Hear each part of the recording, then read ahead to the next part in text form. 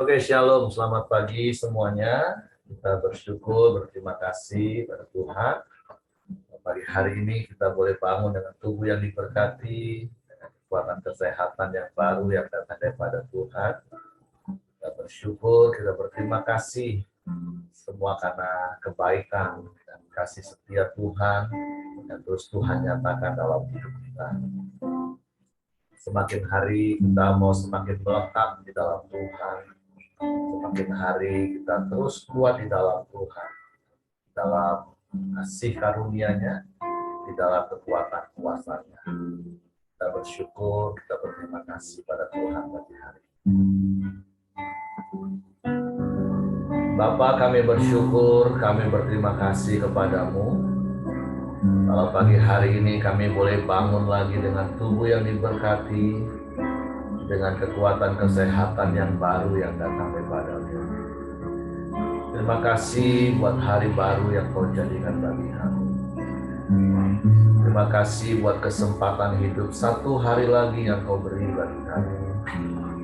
Kami bersyukur kalau kami boleh ada sebagaimana kami ada pagi hari ini. Semua hanya karena anugerah. Semua hanya karena kebaikan. Semua karena kasih setia-Mu yang selalu baru Kau nyatakan dalam hidup kami setiap hari. Kemurahan dan kebajikan-Mu yang mengikuti kami seumur hidup kami.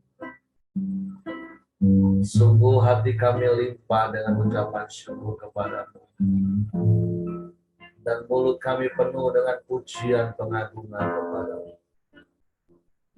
Sebab Engkau Allah yang layak dipuji, Engkau Allah yang layak dimuliakan, Engkau Allah yang layak dimuliakan. Terpujilah nama-Mu Tuhan, terpujilah nama-Mu.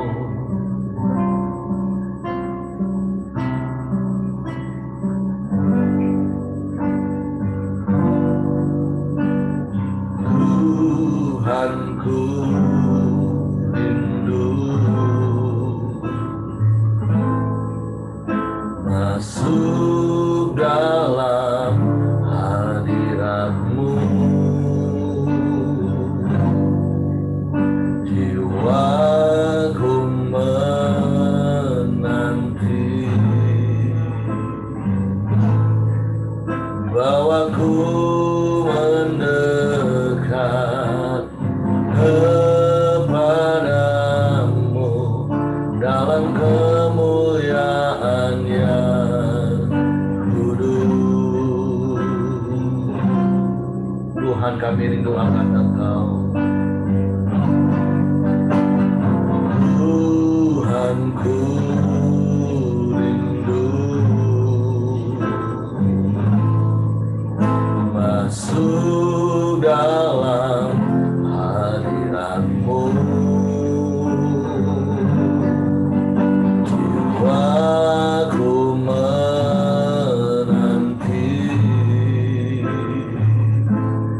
bawaku mendekat kepadamu dalam kemuliaan yang kudus.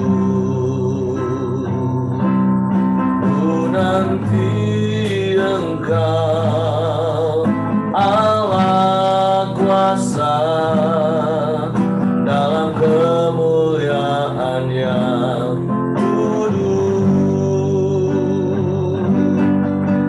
sembah Engkau Allah kuasa dalam kemuliaan yang kudus.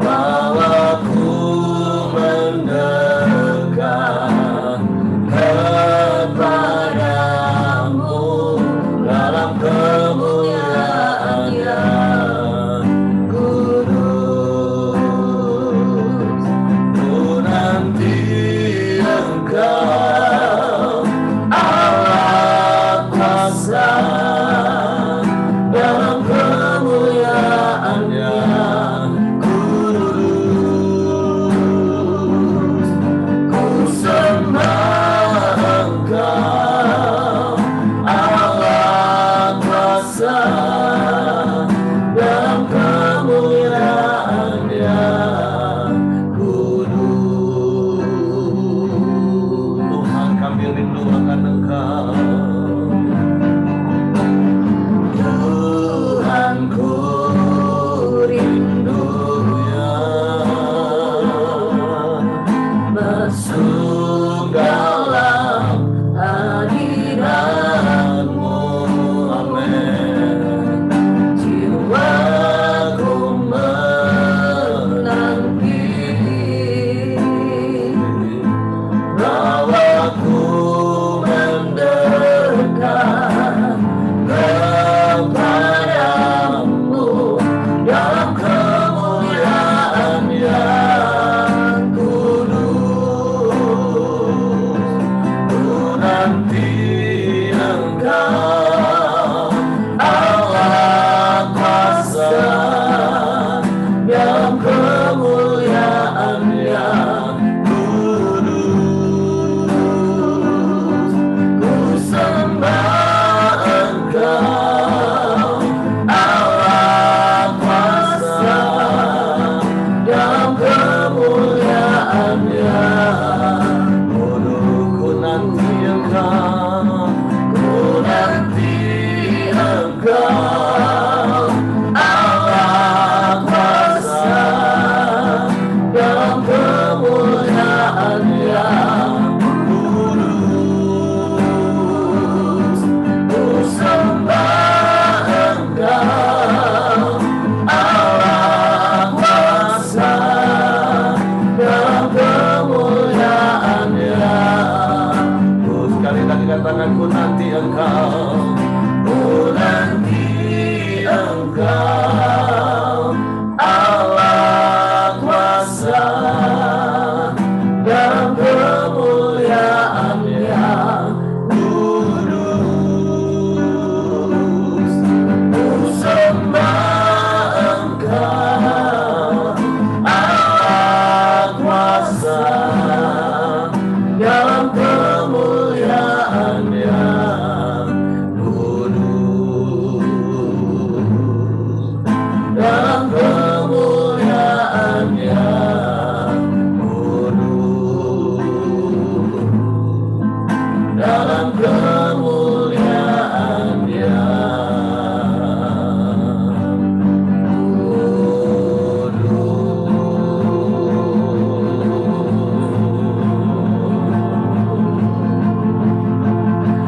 Haleluya.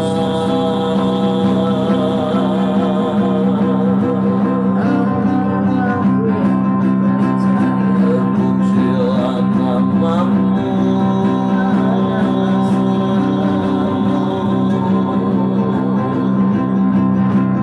Kami nanti-nantikan Engkau,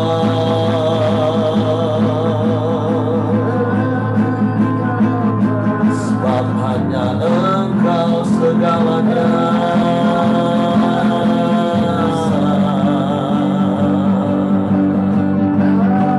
Bagi kami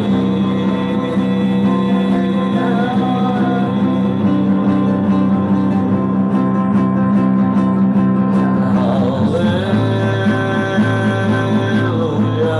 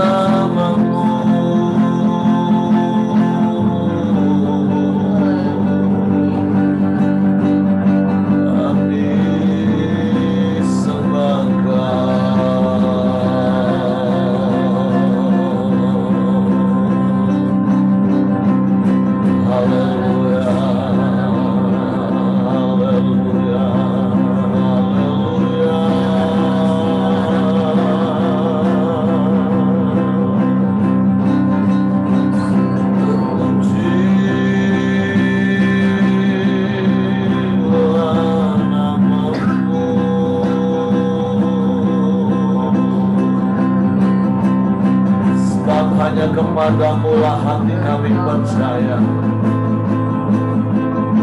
sebab Engkau yang layak dipercaya, sebab Engkau Allah yang setia, Engkau Allah yang tak pernah ikat janji. Kami bersyukur,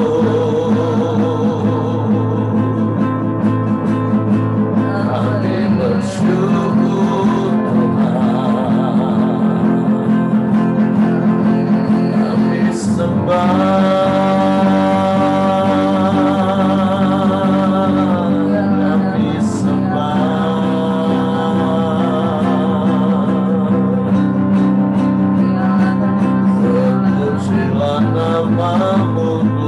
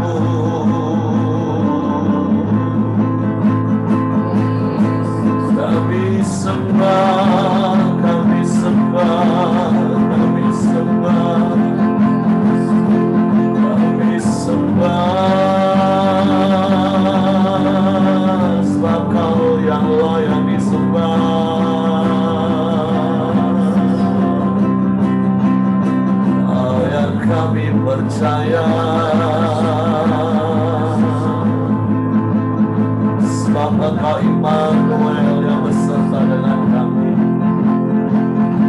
Engkau yang selalu ada bagi kami. Engkau tak pernah meninggalkan kami. Engkau tak pernah membiarkan kami. Kami bersyukur, kami bersyukur, kami bersyukur. Terpujilah nama-Mu. Haleluya, haleluya. Dimuliakanlah Engkau Yesus Tuhan. Ditinggikanlah nama-Mu selamanya. Haleluya.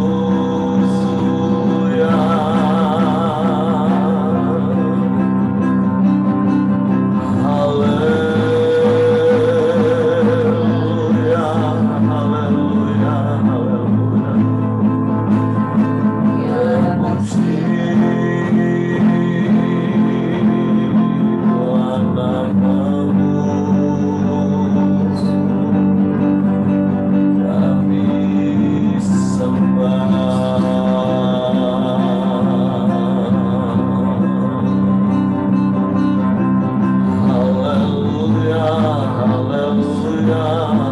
Haleluya. Terpujilah nama-Mu.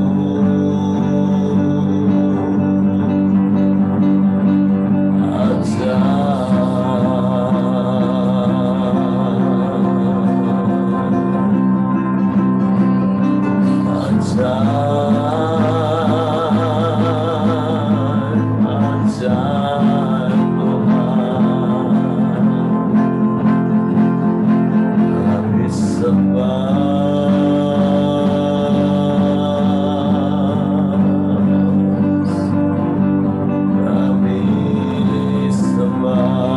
sembah. Haleluya, haleluya, haleluya. Terpujilah nama-Mu. Percaya hanya padamu.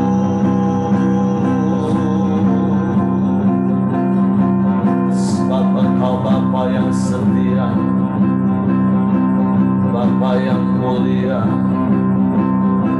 Bapa yang tak pernah berubah, dulu, sekarang, bahkan sampai selama-lamanya.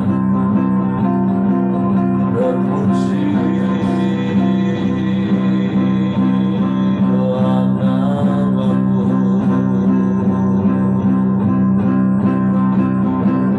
dan hati kami percaya hanya kepadamu. Hati kami percaya hanya kepadamu. Sebab Engkau tak pernah ingkar janji Tuhan. Sebab Engkau setia menyertai kami. Kau selalu ada.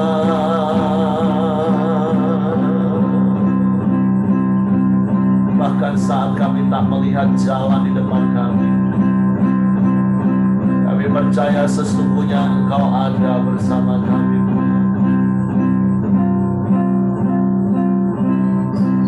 Saat ku tak melihat jalan-Mu,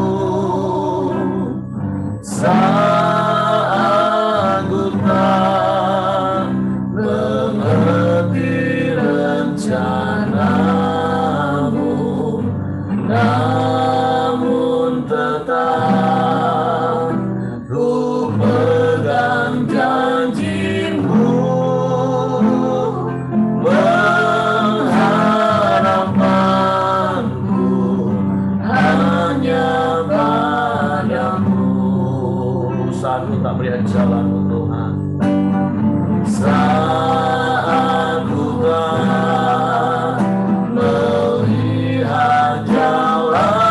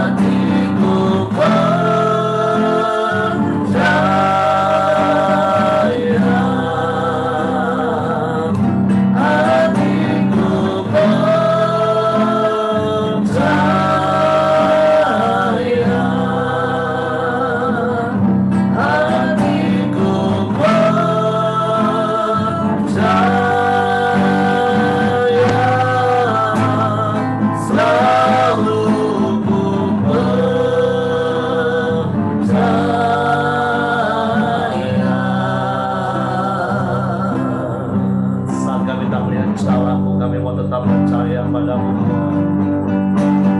Saat ku telah melihat jalanmu, saat ku telah mengerti rencanamu, namun tetap ku pegang janjimu, pengharapanku hanya padamu. Hati kami percaya, hatiku percaya,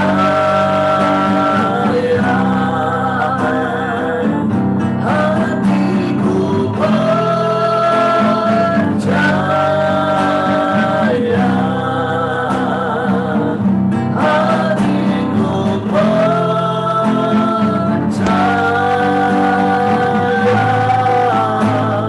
selalu ku percaya,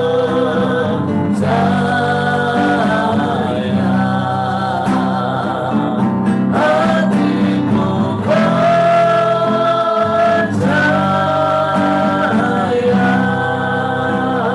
hatiku percaya, selalu ku percaya,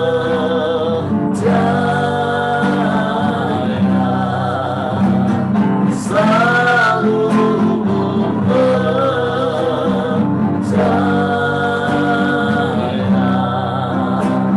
selalu ku percaya.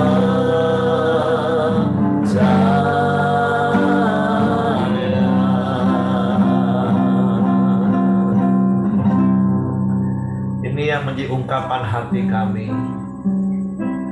Kami mau tetap percaya hanya kepadamu, karena Engkau tetap ada dan selalu ada bersama kami. Sebab Engkau Allah Immanuel yang beserta dengan kami, yang tidak akan pernah meninggalkan kami, yang tidak akan pernah membiarkan kami. Engkau selalu ada di setiap musim hidup kami, menyertai kami, menolong kami, memelihara kami, memberkati kami. Dan Kau berikan semua yang terbaik bagi kami. Untuk kami bersyukur dan kami bangga punya Bapa yang seperti itu. Bapa, terima kasih. Pagi hari ini kami diberi kesempatan satu hari lagi. Dan sungguh biarlah hidup kami memuliakan nama-Mu. Kami menikmati perkenanan yang daripadamu. Kami mau terus hidup berpadanan dengan firman-Mu, seturut dengan kehendak-Mu. Seperti pagi hari ini kami buka hati kami lagi untuk firman, dan hanya untuk firman. Roh Kudus, tolong kami untuk mengerti, untuk kami memahami firman, sehingga kami percaya firman-Mu dan kami melakukannya dalam hidup kami.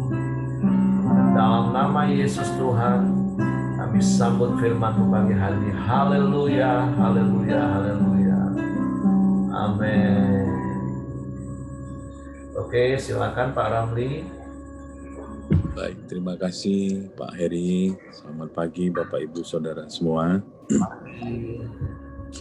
Ya, renungan kita pada hari ini dari Galatia 1 ayat 11 sampai ayatnya yang ke-24.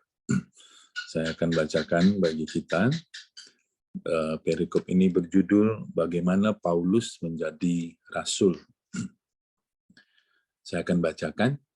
Sebab aku menegaskan kepadamu, saudara-saudaraku, bahwa Injil yang kuberitakan itu bukanlah Injil manusia. Karena aku bukan menerimanya dari manusia, dan bukan manusia yang mengajarkannya kepadaku, tetapi aku menerimanya oleh pernyataan Yesus Kristus. Sebab kamu telah mendengar tentang hidupku dahulu dalam agama Yahudi. Tanpa batas aku menganiaya jemaat Allah dan berusaha membinasakannya. Dan di dalam agama Yahudi aku jauh lebih maju dari banyak teman sebaya dengan aku di antara bangsaku, sebab sebagai orang yang sangat rajin memelihara adat istiadat nenek moyangku. Tetapi waktu Ia yang telah memilih aku sejak kandungan ibuku dan memanggil aku oleh kasih karunia-Nya, berkenan menyatakan anaknya di dalam aku, supaya aku memberitakan Dia di antara bangsa-bangsa bukan Yahudi, maka sesaat pun aku tidak minta pertimbangan kepada manusia. Juga aku tidak pergi ke Yerusalem mendapatkan mereka yang telah menjadi rasul sebelum aku, tetapi aku berangkat ke tanah Arab, dan dari situ kembali lagi ke Damsyik. Lalu 3 tahun kemudian aku pergi ke Yerusalem untuk mengunjungi Kefas, dan aku menumpang 15 hari di rumahnya. Tetapi aku tidak melihat seorang pun dari rasul-rasul yang lain, kecuali Yakobus, saudara Tuhan Yesus. Di hadapan Allah, kutegaskan apa yang kutuliskan kepadamu ini benar, aku tidak berdusta.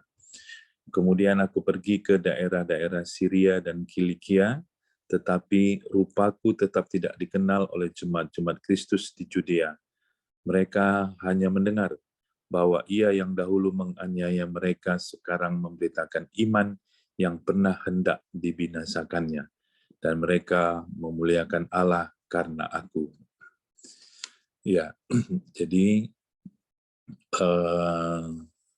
dalam perikop ini Paulus menuliskan suratnya, ya, karena sekali lagi Paulus dituding dan difitnah dan diragukan kerasulannya, ya. Nah, untuk menangkis daripada tudingan-tudingan dan fitnah ini, ya, Paulus menjelaskan bagaimana latar belakang kesungguhannya menjadi rasul dan latar belakang kesungguhannya di dalam hal memberitakan Injil. Kita lihat dari ayat-ayatnya yang sebelumnya tadi, ya. Yang pertama dikatakan bahwa dia menjelaskan di dalam agama Yahudi, ya, di dalam ayat 13 sampai 14, sebab kamu telah mendengar tentang hidupku dahulu dalam agama Yahudi, tanpa batas aku menganiaya jemaat Allah dan berusaha membinasakannya, ya. Jadi dia bilang bahwa di dalam agama Yahudi dia jauh lebih maju dari orang-orang sebayanya, dan juga dia adalah pribadi yang sangat rajin memelihara adat istiadat nenek moyangnya, ya. Di ayat 14 dikatakan bahwa dia dulu adalah penganiaya dan pembunuh jemaat Tuhan. Itu latar belakangnya. Tapi di ayat 15 ayat 16 Paulus menjelaskan bahwa dalam keadaannya seperti itu pun Tuhan memilihnya untuk menjadi rasul dengan cara yang sangat luar biasa. Ya, dia berjumpa dengan Tuhan dan perjumpaan itu mengubahkan hidup Paulus, ya. Dan dalam hal ini, ya, Paulus merasa tidak perlu meminta pertimbangan, ya, manusia dalam hal panggilannya, ya. Nanti mungkin ini bisa kita diskusikan karena ini topik yang menarik, ya. Paulus merasa tidak perlu meminta pertimbangan manusia dalam hal panggilannya sebagai rasul dari Tuhan Yesus, ya. Kenapa? Dari ayat 15 ayat 16 kita bisa lihat, ya, yang pertama Paulus yakin bahwa Allah memilihnya bahkan sejak di dalam kandungan, ya. Mungkin dia merenungkan beberapa ayat di Perjanjian Lama, misalnya di dalam Yeremia 1 ayat yang kelima, ya. Kemudian Paulus juga yakin bahwa dia dipanggil bukan karena latar belakang dia, bukan karena kehebatannya, tapi dia dipanggil karena kasih karunia. Kemudian dia katakan bahwa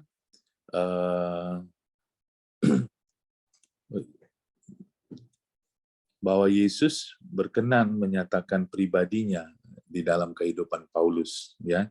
Dan semuanya itu untuk satu tujuan, untuk satu visi, ya, bahwa Paulus dipanggil untuk memberitakan Yesus di antara bangsa-bangsa yang bukan Yahudi.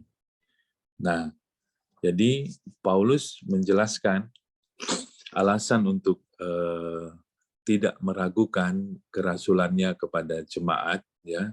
Karena apa? Karena yang pertama tentu karena Yesus telah menyatakan dirinya di dalam Paulus, ya. Untuk apa? Untuk memberitakan Injil kepada semua bangsa, ya. Dan Paulus percaya bahwa kerasulannya itu adalah karena kasih karunia Tuhan, tidak ada intervensi atau pertimbangan-pertimbangan manusia, ya. Jadi Injil yang dia beritakan, ya, itu bukan dia terima dari manusia atau bukan yang diajarkan oleh manusia kepadanya, tetapi dia dapatkan dari pernyataan Tuhan di dalam dirinya, ya. Paulus juga di dalam, kalau nggak salah di dalam ayatnya yang ke 23, ya, 23, Paulus mengklaim kerasulannya itu bukan hanya dengan perkataan, tapi dia minta orang jemaat bisa melihat bahwa hidupnya sudah berubah dibandingkan dahulu, ya.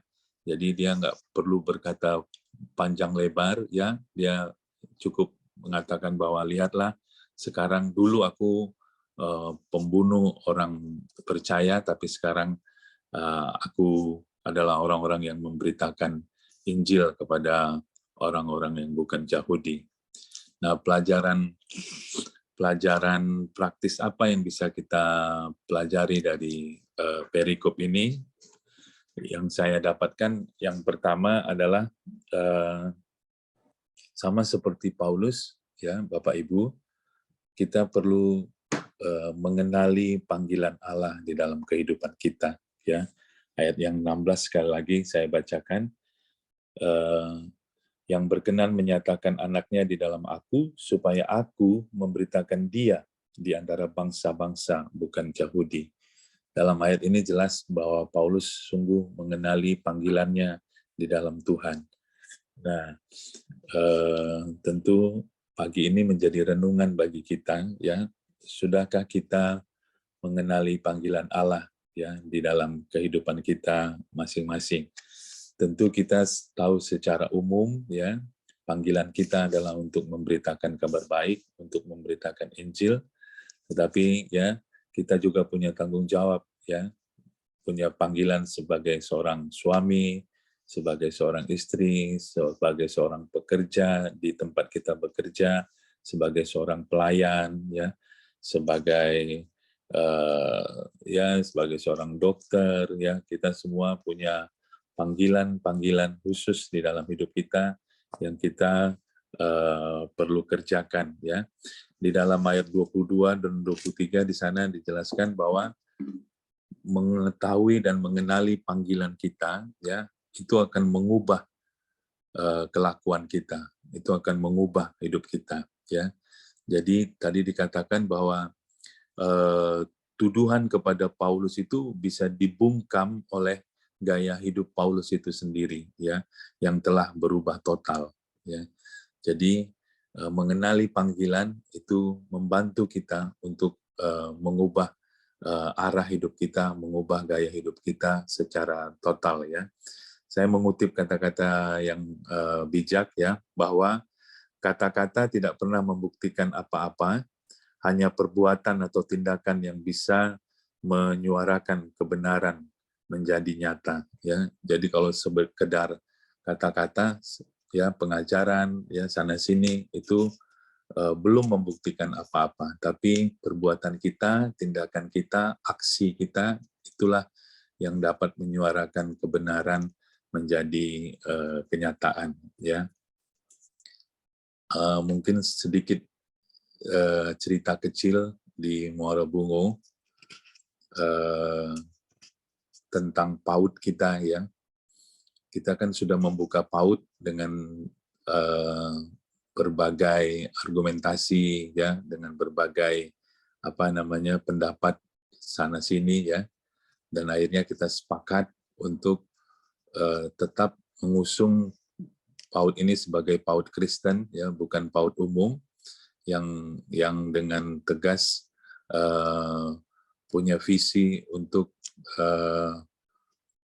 mempunyai karakter seperti Kristus, ya, supaya anak-anak mempunyai karakter-karakter seperti Kristus, ya.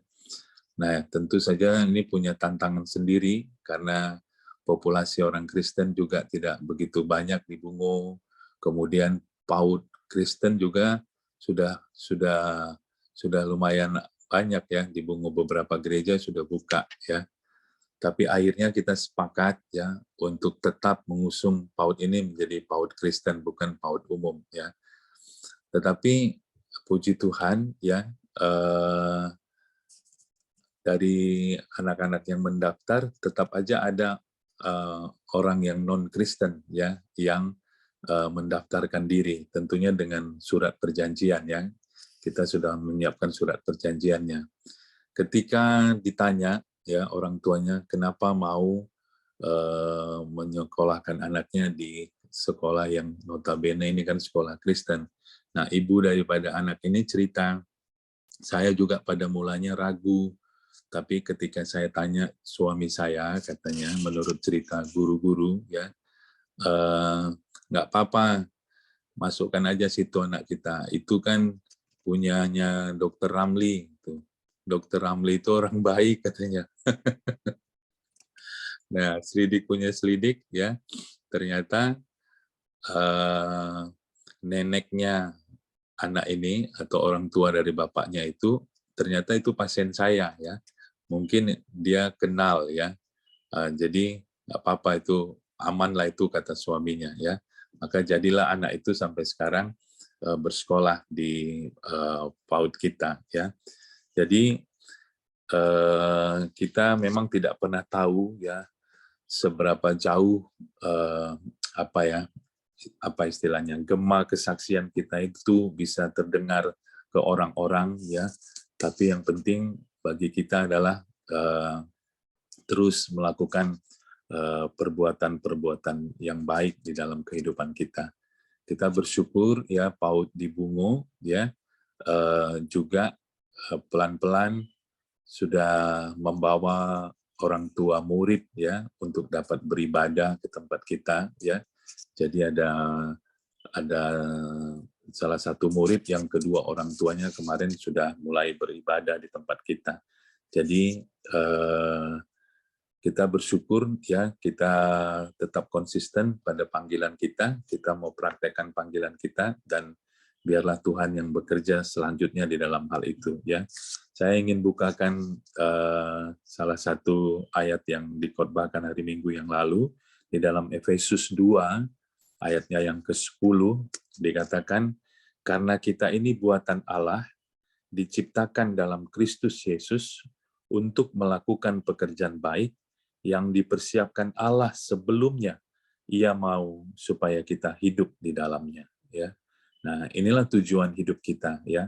Kita diciptakan di dalam Allah, kita adalah buatan Allah, diciptakan dalam Kristus Yesus untuk apa? Untuk melakukan pekerjaan-pekerjaan baik, dan Allah mau kita hidup di dalamnya. Ini menjadi panggilan kita, ya. Mari kita terus hidup di dalam panggilan Allah, dan kita percaya Allah akan bekerja, ya. Hal kedua yang saya dapatkan dari perikop ini adalah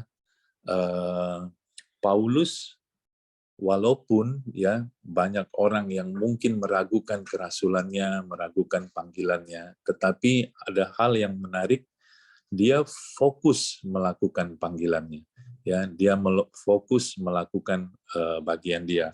Ayat yang ke-17 dikatakan, juga aku tidak pergi ke Yerusalem mendapatkan mereka yang telah menjadi rasul sebelum aku, tetapi aku berangkat ke tanah Arab dan dari situ kembali lagi ke Damsyik, ya.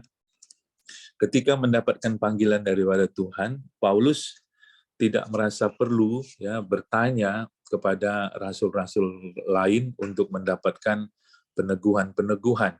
Dia langsung fokus, langsung start, ya, langsung berangkat ke tanah Arab dan mulai mengerjakan panggilannya, ya. Tentu dari sini kita belajar, ya, ketika kita mengerti dan mengenali panggilan Tuhan, yuk langsung kita fokus mulai dari hal-hal yang kecil, ya, hal-hal yang mengunjungi seseorang, ya, mengurus seseorang, meneguhkan seseorang, ya, membantu seseorang, ya. Dari hal-hal yang kecil itu kita fokus, nanti pelan-pelan Tuhan akan menyempurnakannya, ya. Di dalam Yohanes 4 ayat 34, ya, kata Yesus kepada mereka, makananku ialah melakukan kehendak Dia yang mengutus aku dan menyelesaikan pekerjaannya, ya. Jadi Yesus menganggap bahwa menyelesaikan pekerjaan Bapa itu adalah makanan sehari-hari di dalam kehidupannya, ya. Jadi dua hal itu yang saya bisa sharingkan. Yang pertama adalah kita mari terus mengenali panggilan Tuhan di dalam hidup kita, karena panggilan Tuhan itu mengubah kehidupan kita, mengubah perilaku kita, mengubah arah hidup kita, ya. Dan yang kedua, walaupun mungkin ya banyak orang tidak suka, ya, dengan apa yang kita lakukan, ya, bisa saja orang memandang negatif, ya, orang memberikan penghakiman kepada kita, orang ada yang tidak senang dengan kita, atau ada pandangan negatif lainnya, ya, kepada kita. Padahal di satu sisi kita merasa kita sudah memberikan yang terbaik, ya, tidak masalah, nggak apa-apa, ya. Dulu saya cukup terganggu dengan hal-hal ini, ya, karena saya ingin kelihatan perfect, ya. Semua orang saya harap bisa menyukai saya, tapi tentu itu tidak bisa, ya. Nah, tapi saya belajar, ya, untuk tidak peduli dengan hal-hal yang seperti itu, ya, tetap fokus mengerjakan panggilan Tuhan sampai selesai, ya. Itu yang bisa saya bagikan, Pak Heri. Saya kembalikan Pak Heri untuk kita boleh diskusi bersama. Puji Tuhan. Oke, terima kasih Pak Ramli. Jadi dua poin yang Tuhan ingatkan kepada kita pagi hari ini, bahwa setiap kita punya panggilan dan bukti panggilan kita itu tentu kita akan semakin serupa dengan yang memanggil kita. Nah, karena seperti Pak Ramli katakan, secara umum panggilan kita semua adalah memberitakan Injil, memberitakan firman Tuhan. Dan Pak Ramli tadi sudah ingatkan, pemberitaan firman Tuhan itu akan sangat kuat ketika itu dalam hidup nyata sehari-hari, bukan hanya sekedar perkataan-perkataan. Seperti ada kalimat bijak juga katakan, satu perbuatan itu lebih kuat daripada ribuan bahkan jutaan kata-kata. Nah, jadi mari benar-benar kita praktek hidup melakukan firman Tuhan dimanapun kita berada, bukan cuma pada waktu di gedung gereja, tapi di luar, di tempat bisnis, di sekolah, dimanapun kita ada. Supaya ketika orang-orang yang belum mengenal Tuhan, akhirnya satu saat mungkin datang beribadah ke tempat kita beribadah, mereka melihat dan menemukan hal yang sama. Kita di dalam gedung gereja, maupun kita di luar gedung gereja. Supaya kita tidak menjadi batu sandungan tentunya. Nah, yang kedua, yang seperti Pak Ramli tadi katakan, ya seperti yang kemarin juga sudah saya katakan, bahwa satu-satunya ukuran kebenaran hidup kita itu adalah firman Tuhan. Yang penting kita terus praktek, berusaha sungguh-sungguh lakukan firman. Walaupun terkadang ketika kita melakukan hal itu, ada sekelompok orang menganggap kita negatif, salah, ya tinggal minta maaf seperti yang saya katakan kemarin. Tapi di kelompok yang lain, untuk hal yang sama kita lakukan, orang bisa menilai positif, menganggap kita benar. Kita berterima kasih. Jadi jangan terlalu pusing dengan penilaian orang, Bapak Ibu. Yang penting kita lakukan bagian kita, Tuhan tahu hati kita, dan apa yang di dalam hati kita itu terpancar keluar.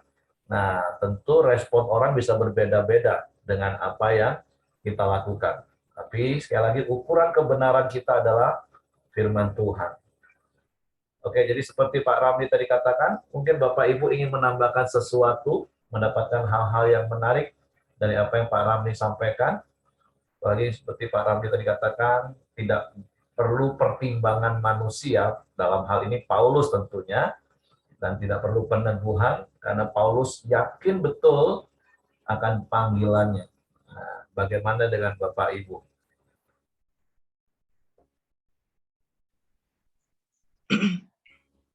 Oke, silakan Ibu Merianti. Ya, puji Tuhan. Hidup melakukan perbuatan baik. Nah, itu apalagi Pak Dr. Ramli tadi mengatakan membuat PAUD ya. Saya jadi ingat ayah saya. Jadi ayah saya itu saat saya sudah SD, waktu itu saya sudah SD ya. Ayah saya membuat PAUD dan taman kanak-kanak. Cuman karena waktu itu ayah saya itu belum mengenal Tuhan Yesus, ya PAUD-nya itu jadi umum. PAUD umum, sekolah taman kanak-kanak umum. Nah itu sampai sekarang. Bapak Ibu, jadi hidup melakukan perbuatan baik itu bisa jadi berkat bagi banyak orang. Nah, saya ingat ayah saya itu belum kenal Tuhan Yesus aja berbuat baik seperti itu. Nah, pada saat ayah saya mengenal Tuhan Yesus, Bapak Ibu tahu nggak yang terjadi pada saat itu? Karena dia jadi panutan, itu hampir separuh kampung itu ikut mengenal Tuhan Yesus dan dibaptis. Bapak Ibu, mulai dari ponakan-ponakannya, adiknya yang nggak mengenal Tuhan, semua sudah meninggal ya. Juga pegawainya, tetangganya, orang jauh ya semua tetangga-tetangga itu ikut dibaptis Bapak Ibu. Nah itulah kalau kita terkenal menjadi orang baik itu banyak orang mengikuti kita. Sampai sekarang sekolahan itu masih ada. Kalau saya tanya adik saya ya, dulu pernah sekolahan itu terpuruk. Nah, akhir-akhir saya tanya, berapa muridnya? Sekian puluh orang. Nah, Bapak Ibu itu sulit dapat murid sebanyak itu. Kalau apalagi di Surabaya itu ya, itu kan banyak sekali PAUD dan taman kanak-kanak. Karena PAUD dan taman kanak-kanak ini adalah pendidikan yang boleh dikelola oleh masyarakat, Bapak Ibu. Siapapun boleh mempunyai apa ya yayasan atau apa gitu, kemudian membuat PAUD dan taman kanak-kanak itu boleh, karena itu diserahkan oleh pemerintah kepada masyarakat. Kalau SD, SMP, SMA itu banyak yang SD Impres kan ya, zaman dulu SD negeri maksudnya punya pemerintah, nah itu sulit kita menyainginya gitu. Tapi kalau kita mulai pendidikan dari PAUD dan taman kanak-kanak itu sarana kita juga untuk apa ya? Untuk mengenalkan Tuhan Yesus kepada anak kecil-kecil gitu. Itu yang saya ingat ya, hidup melakukan perbuatan baik itu bisa jadi berkat bagi banyak orang. Terima kasih, puji Tuhan. Oke, terima kasih. Jadi seperti ayat di dalam Efesus pasal 10 yang Pak Ramli ingatkan tadi, kita ini harus dikenal sebagai orang baik. Karena Bapak mau kita melakukan hal-hal yang baik. Karena perbedaan mendasar antara kekristenan dan bukan kekristenan adalah kalau orang di luar Kristen berbuat baik untuk diselamatkan. Nah, kita ini kan sudah diselamatkan untuk berbuat baik. Dan mari kita lebih fokus menjaga nama baik kita, yang berkali-kali saya katakan sederhana caranya, berbuat baik aja, karena memang Bapa mau kita berbuat baik. Otomatis kita akan dikenal sebagai orang baik, seperti Pak Ramli tadi kan di Muara Bungo dikenal orang yang baik. Karena saya tahu memang Pak Ramli orang baik. Nah, jangan hanya sibuk mempertahankan harga diri Bapak Ibu. Ada begitu banyak orang justru lebih sibuk mempertahankan harga diri sampai lupa diri, dan mencoreng nama sendiri dan mencoreng muka. Karena orang yang selalu mempertahankan harga diri itu biasanya ya namanya juga mempertahankan harga diri, orang yang paling ego, mau menang sendiri.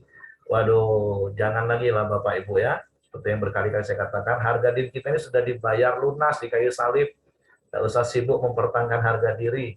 Jadilah orang yang dikenal baik, karena memang Bapa mau kita hidup di dalam perbuatan baik. Oke, mungkin Pak Ramli mau tambahkan sesuatu lagi? Enggak, saya ingin bertanya saja kepada kita semua.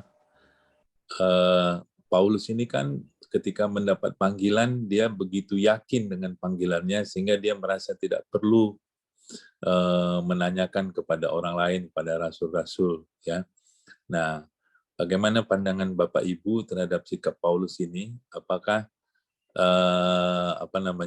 kadang-kadang kan kita dapat panggilan, kita ini ya dapat sesuatu dari Tuhan, kita perlu bertanya kepada pembina kita perlu bertanya pada orang-orang yang kita percayai untuk menguatkan dan meneguhkan. Tapi Paulus ini dia merasa nggak perlu.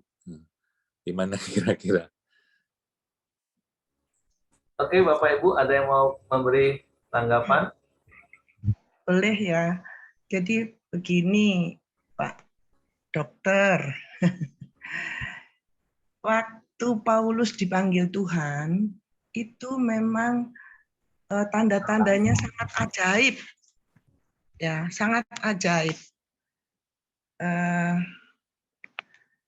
Sangat ajaib sehingga sedemikian rupa sangat meyakinkan bagi Paulus sendiri, dan kemudian dalam pelayanannya ke depan itu juga sangat meyakinkan orang-orang yang dilayani. Walaupun banyak yang meragukan, tapi lebih banyak orang yang sungguh sangat diberkati oleh pelayanan Paulus, bahkan sampai saat ini. Jadi tulisan-tulisan Paulus sangat memberkati jemaat Tuhan. Nah, kalau saat ini ya memang firman Tuhan mengatakan kesaksian 2 orang, 2-3 orang itu baik untuk meneguhkan. Nah, saya pikir ya memang benarlah, jangan sendirinya gitu. Itu kita saat ini harus punya semacam pembimbing rohani yang juga meneguhkan, jadi tidak emosional gitu. Saya kira itu, Pak. Terima kasih, puji Tuhan. Oke, ada yang lain mau memberi masukan, saran? Kalau saya mau katakan seperti ini. Setiap kita harusnya yakin siapa yang memanggil kita, itu berbanding lurus dengan pengenalan kita akan Allah. Nah, kan kita tahu, tadi Paulus katakan bahkan sebelum dia ditangkap oleh Yesus, dia kan sebenarnya satu pribadi yang benar-benar mengenal Allah. Tentu dalam konteks keyahudian dia orang yang sungguh-sungguh mencari Allah. Dia orang yang sungguh-sungguh mengenal Allah. Cuman kan dalam konteks keyahudian dia. Tapi ketika dia dipanggil Yesus dan dia tahu benar kitab perjanjian lama, siapa itu Yesus, dari apa yang dia tahu, itu yang membuat dia teguh. Nah, ada begitu banyak orang yang butuh peneguhan karena sebenarnya dia sendiri ragu-ragu. Nah, Paulus tidak pernah ragu-ragu dengan panggilannya dan dibuktikan dengan dia seperti Pak Ramli dikatakan, dia langsung fokus mengerjakan panggilannya. Walaupun nggak gampang, Bapak Ibu. Kalau kita klik di tanda bintang di ayat yang ke-18, bahkan setelah 3 tahun dia dari Arab tadi, terus dia kembali baru ke Yerusalem, nggak diterima, Bapak Ibu. Orang juga nggak percaya siapa lu, ngaku-ngaku rasul, ngaku-ngaku orang percaya. Dan nggak apa-apa, Bapak Ibu. Ketika kita yakin akan panggilan kita, lakukan saja panggilan kita itu dengan setia. Mungkin awal-awal orang tidak akan mengakui. Tetapi seperti ayat yang terakhir dari ayat ini, ayat 23, mereka hanya mendengar bahwa ia dahulu menganiaya mereka, sekarang memberitakan iman yang pernah hendak dibinasakan, dan mereka memuliakan Allah. Walaupun rupa kita mungkin nggak dikenal, it's okay bagi kita, Bapak Ibu.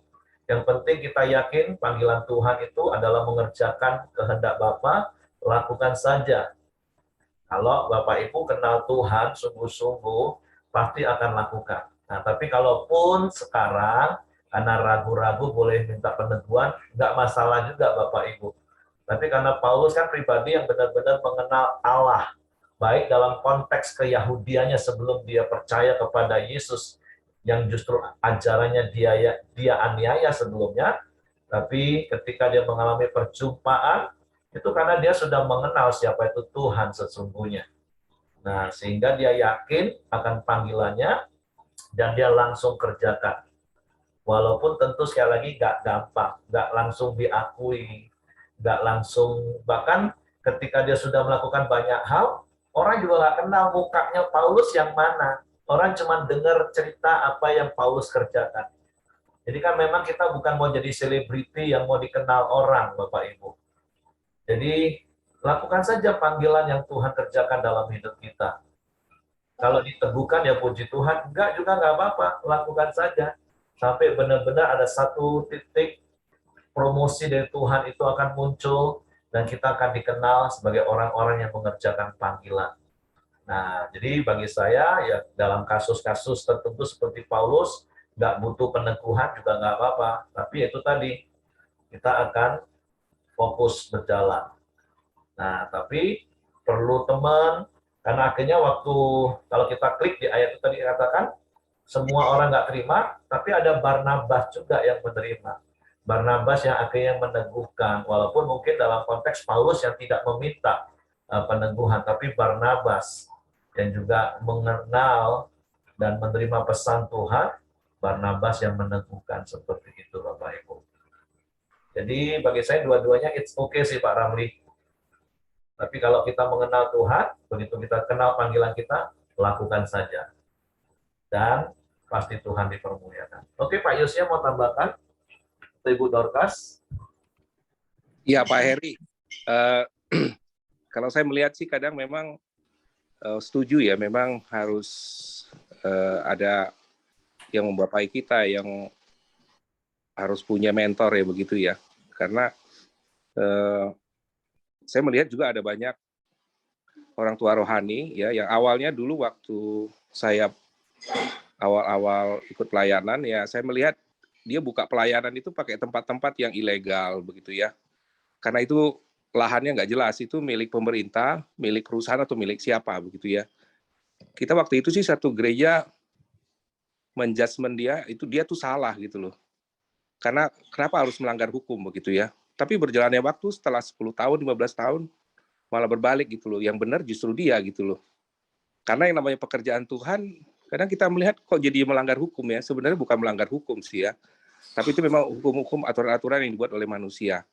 Nah, demikian juga waktu di buka pelayanan di daerah Sumatera Barat sana ya, di PT SKU ya, itu kita sama-sama juga sebenarnya banyak yang nggak sepakat gitu ya, karena di daerah Sumbar itu kan memang nggak boleh begitu ya. Nah, terus yang kedua, di perusahaan sawitnya juga menolak begitu. Nah, tapi itu tadi ya, memang kalau pekerjaan Tuhan, kita yakin pasti ada cara, pasti ada jalan ya, sekalipun udah harus diusir, sudah harus sama masyarakat ditolak ya, tapi pasti ada cara sih ya.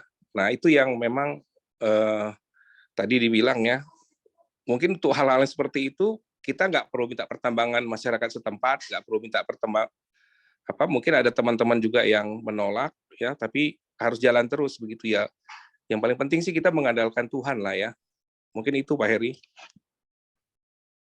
Oke, terima kasih Pak Yosia. Ibu Dorcas tadi mau nambahkan sesuatu? Ya, terima kasih loh Pak Ramli. Hari ini pasti Tuhan yang memberikan Pak Ramli untuk memberikan tentang kesaksian tentang sekolah PAUD. Karena baru beberapa saat ini saya sangat diberikan hati yang sangat gelisah untuk mempertimbangkan, tapi kami bukan untuk buka PAUD, tapi tempat les. Jadi kegelisahan hati saya adalah menjangkau orang-orang di sana yang, tapi kebalikannya dengan Pak Ramli. Kita akan buka untuk umum, karena disitulah saya akan berinteraksi langsung dengan orang-orang yang tidak percaya Tuhan.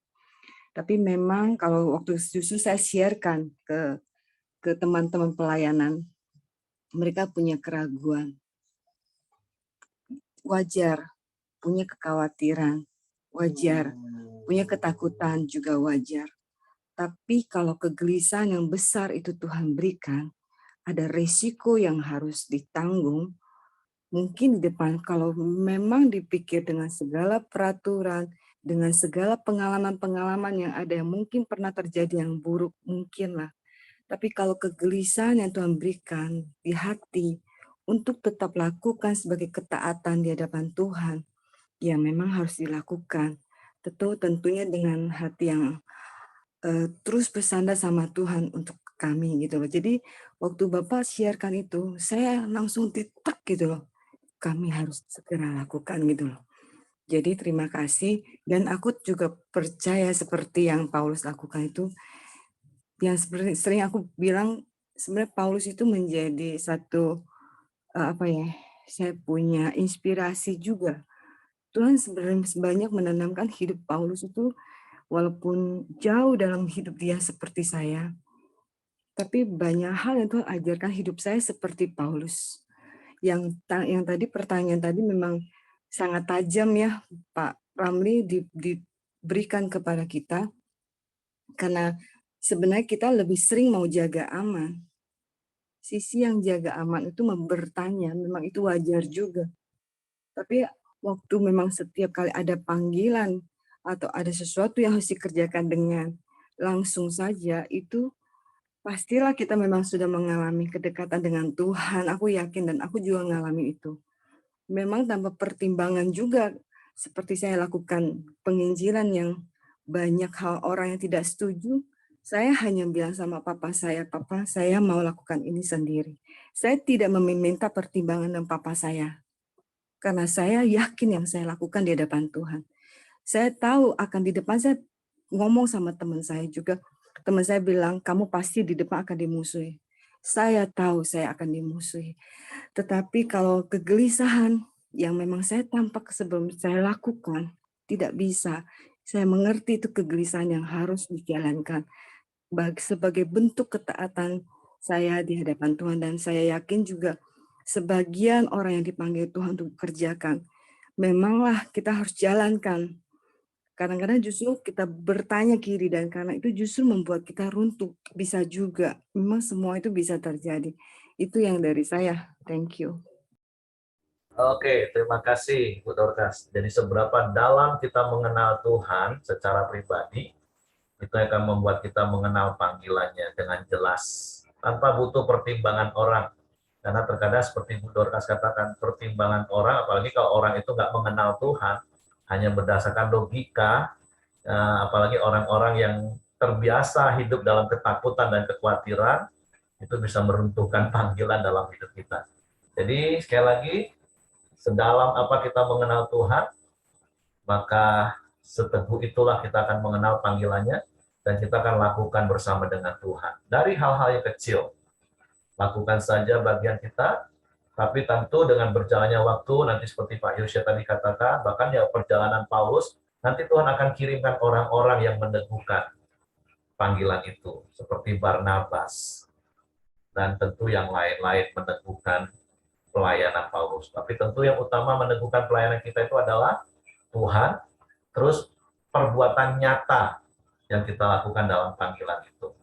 Jadi lakukan saja Bapak Ibu, karena saya percaya Bapak Ibu orang-orang yang mengenal Tuhan. Oke, karena waktu, Bapak Ibu ada yang harus antar anak sekolah, kita akan akhiri dalam doa, nanti boleh sambung setelah ini. Oke, istri saya silakan. Mari kita berdoa. Bapak, kami bersyukur, berterima kasih Tuhan buat firman-Mu hari ini, yang boleh mengingatkan kami dan juga bahkan meneguhkan setiap kami, bahwa kami sudah dipanggil oleh Engkau Tuhan. Dan kami mau mengerjakan setiap panggilan yang sudah Engkau beri bagi kami pribadi lepas pribadi. Terima kasih Bapak yang baik, terima kasih. Kalau sebentar kami juga bersatu hati, kami berdoa Tuhan, bersepakat buat Bapak Ibu Siregar Tuhan, Engkau yang memulihkan kesehatan mereka dengan sempurna di dalam nama Yesus. Sehingga tubuh mereka sehat, jiwa mereka sehat, dan roh mereka kuat Bapak di dalam nama Yesus. Kami juga bersatu hati berdoa buat bangsa negara kami Indonesia. Kami tetap melepaskan berkat atas bangsa kami, berkat damai sejahtera Tuhan. ketentraman, keamanan atas bangsa ini Bapa. Kau memberkati setiap hasil dari bangsa ini, baik itu sumber daya yang ada, baik alam ataupun manusianya Tuhan. Kami melepaskan berkat juga atas pemimpin bangsa kami, Bapak Presiden Tuhan. Kau memberkati, ada hikmat-Mu, ada kasih karunia-Mu Tuhan atas hidupnya, dan juga lebih daripada itu hati nuraninya boleh tetap murni Tuhan di hadapan-Mu, dan dia boleh melakukan tugas dan tanggung jawabnya dengan benar Tuhan. Terima kasih Bapak, terima kasih. Kami mengucap syukur buat pagi hari ini. Mari kita masuk dalam doa Bapa kami. Bapa kami yang di surga, dikuduskanlah nama-Mu. Datanglah kerajaan-Mu, jadilah kehendak-Mu di bumi seperti di surga. Berikanlah kami pada hari ini makanan kami secukupnya, dan ampunilah kami akan kesalahan kami, seperti kami juga mengampuni orang yang bersalah kepada kami. Dan janganlah membawa kami ke dalam pencobaan, tetapi lepaskanlah kami daripada yang jahat, karena Engkaulah yang empunya kerajaan dan kuasa dan kemuliaan sampai selama-lamanya. Pak Dr. Ramli, silakan tutup dalam doa, Pak. Bapa, kami bersyukur buat pagi ini, kami telah berkoramdio bersama-sama, kami telah merenungkan firman-Mu, dan kami telah diberkati. Tuhan, marilah biarlah kasih karunia-Mu melimpah atas kami untuk kami boleh mempraktekkan kebenaran firman-Mu dalam hidup kami sepanjang hari ini. Kami serahkan hidup kami sepanjang hari ini ke dalam tangan-Mu. Kami serahkan, kami mau persembahkan tubuh kami sebagai ibadah yang sejati kepadamu. Kami serahkan pikiran-pikiran kami, perasaan-perasaan kami, keinginan kami, imajinasi kami, kehendak kami, perbuatan-perbuatan kami, perilaku kami semua ke dalam tangan-Mu. Engkaulah ya Tuhan yang memerintah dan menguasai kehidupan kami. Kami percaya apapun yang kami kerjakan pada hari ini, Tuhan berkati sehingga hidup kami boleh menjadi berkat. Dan kami terima berkat yang daripada-Mu Tuhan, bahwa Tuhan memberkati kami dan Tuhan melindungi kami, Tuhan menyinari kami dengan wajah-Nya dan memberi kami kasih karunia, Tuhan menghadapkan wajah-Nya kepada kami dan memberi kami damai sejahtera. Kami terima berkat-Mu hanya di dalam nama Tuhan Yesus Kristus. Dalam nama Yesus kami sudah berdoa dan mengucap syukur. Haleluya. Amin. Oke, semangat pagi, selamat beraktivitas, Tuhan memberkati.